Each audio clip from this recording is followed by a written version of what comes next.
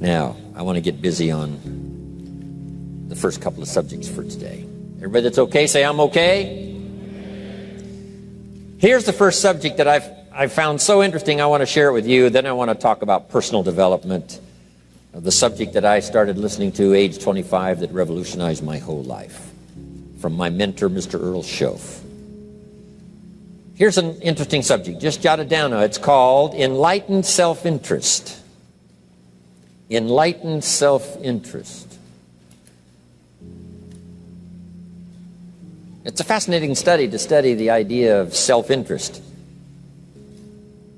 But just make this note, all of us, have self-interest.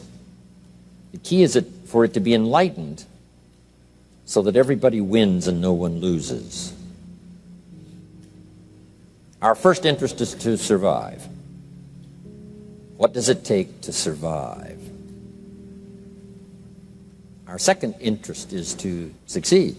What does it take to succeed? What does it take for me personally to survive and to succeed? Can I legitimately be interested enough in the things that help me both succeed and survive? And here's what I discovered. The answer is yes. It's possible to exercise self-interest, but to do it in such a way that no one loses, everyone benefits. Key phrase. Life was not designed to give us what we need. Life was designed to give us what we deserve. We do not reap a harvest in the fall because we need it. We reap a harvest in the fall because we deserve it. Not necessarily from a moral standpoint. Of course, there are some moral laws as well, spiritual and moral laws. But just the basic laws that simply say if you wish to reap, you must plant. So jot this down. Reaping is reserved for the planters. And the reason they reap is because they deserve it. They're the planters. They deserve to reap. Interesting Bible phrase that says, if you keep knocking, you'll find open doors. Good phrase to jot down. If you keep knocking, you'll find open doors. Doors of opportunity. Doors of a chance to meet someone. Doors open for association. Doors open to find someone special. Doors open to find a unique business colleague. If you keep knocking, the phrase says, doors of opportunity are open to those who continually knock. So we don't find open doors of opportunity because we need them. We find them because we deserve them. Only those who knock deserve to find an open door.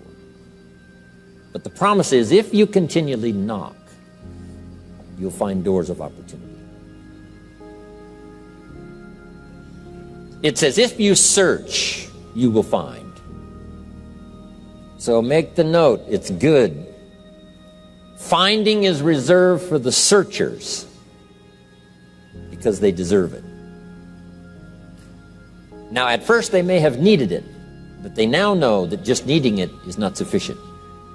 But if they need it, now they must qualify for it. The reason why you're going to be blessed with good ideas this weekend is because you've come searching.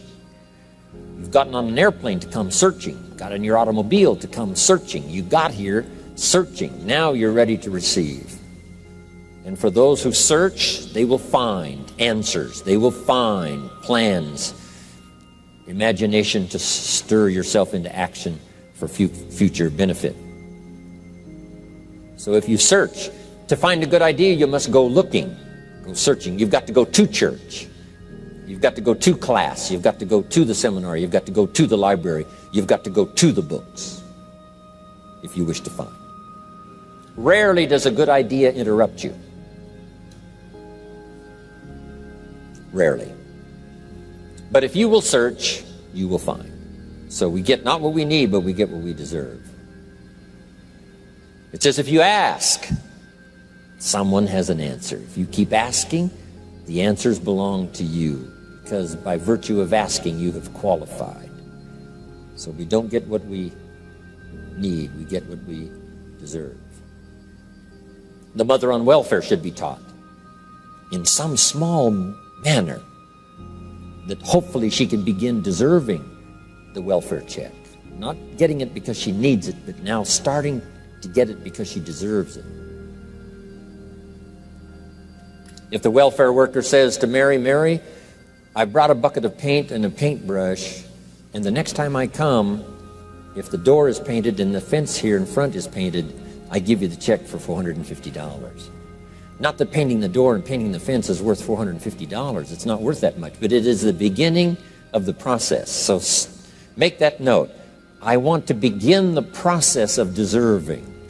What would that be? What process should I begin engaging in to deserve good health, to deserve a good relationship, to deserve prosperity, to deserve an enterprise, to deserve the opportunity to build a city? What must I do to begin the process of deserving? So now the welfare worker comes back and the door is painted and the fence is painted, and now Mary gets the $450 to help take care of her children, not because she needs it, but because she's beginning to deserve it. Then the welfare worker thinks of some other project. She said, Mary, if these weeds are gone and this little garden is cultivated, when I come back, now that the door is painted and the fence is painted, if the weeds are gone and this little garden is cultivated, you get the $450. And step by step, a new life is emerging, learning the process of deserving it, not just needing. We teach our children at home, right? Child says, I need $10. So that language doesn't work here. There's plenty of money here, and the vaults are full. But to say I need $10 is not how you open the vault. So the child says what? Wow, how can I get that $10 that I need? So here's what they learn to say. How could I earn $10? Now the vault opens up. Now the money starts to flow. How could I earn $10? What could I do to earn the money?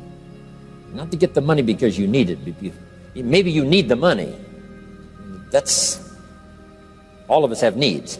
But here the key is to figure out how to open the vault, how to open the bank, how to open this unbelievable flow of resources to come our way. And here's the key: to deserve it, not to need it. You can't walk out to the field and say to the field, I need a crop. Here's what the field says. Here's what the ground says. Who is this clown that brings me his need but brings me no seed? So jot that down. Take your seed to the marketplace, not your need. Don't disclose your need to the marketplace, only your willingness. We'll talk about that a little later today. Because the marketplace is not interested in your need, but they are interested in your seed. They're interested in your willingness to work. They're interested in your disciplines. They're interested in your eagerness. They're interested in your vitality and your work ethic. That's what the marketplace is interested in. Not your need, but your seed. Okay. We get what we deserve. Old Testament God says, if you'll move toward me, I'll move toward you. See, that's how you get those occasions to meet God. You must make the move. God could say, you don't move, I don't move. You say, well, that's arbitrary. Well, when you're God, you can make it that way.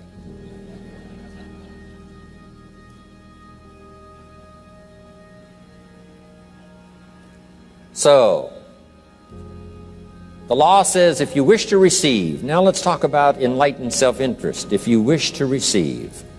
And we would call the wish to receive self-interest. But if it's enlightened self-interest, here's what it says. I understand that in order to receive, I must give. Receiving is reserved for those who give. Receiving is not reserved for those who need it. It's reserved for those who deserve it. We deserve the receiving by giving.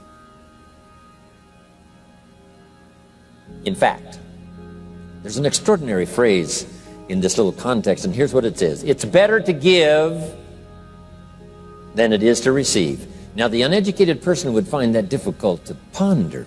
Why would it be better to give than it is to receive? So let me give you one of the better phrases for the day. Here it is.